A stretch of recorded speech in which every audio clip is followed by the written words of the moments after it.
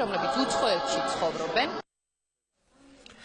თბილისის მეწარმეობის ხელშეწყობის ცენტრმა მუნიციპალური პროგრამის პრეზენტაცია გამართა. შემომყვანი ტურიზმის დარგის განვითარება, ასე ქვია პროგრამას. მიზანი თბილისში მოქმედი ტურისტული კომპანიების გაძლიერება, ტურისტული ინფრასტრუქტურის განვითარება და დედაქალაქის საზღვარგარეთ პოპულარიზაცია.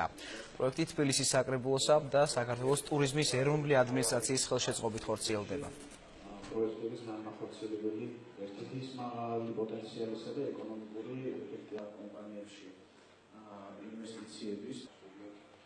ტურიზმის ეროვნული ადმინისტრაცია და თბილისის მეწარმეობის ხელშეწყობის ცენტრი, როგორც დღემდე, ეს ბოლო რამდენიმე თვეა, ასევე მომავალი წლების განმავლობაში შევავსებთ ერთმანეთის საქმიანობას, ყველა ქმედებას შევათანხმებთ ტურიზმის ადმინისტრაციასთან, რომ არათუ არანაირი გადაკვეთა არ მოხდეს, პირიქით ერთი მეორეს დაემატოს. ეს პროგრამა ითვალისწინებს ორ ძირითად მიმართულებას. პირველი გახლავთ, რომ ქალაქს ჰქონდეს თავისი ბრენდის და მარკეტინგის პლატფორმა. მეორე მნიშვნელოვანი მიმართულება გახლავთ საქმიანი ტურიზმი და თქვენ იცით, რომ ტურიზმის ეროვნული ადმინისტრაცია მომავალ წელს წარმოადგენს საკონვენციო ბიუროს და მერიასთან თანამშრომლობით საქმიანი ტურიზმის მოზიდვა უფრო აქტიურად მოხდება.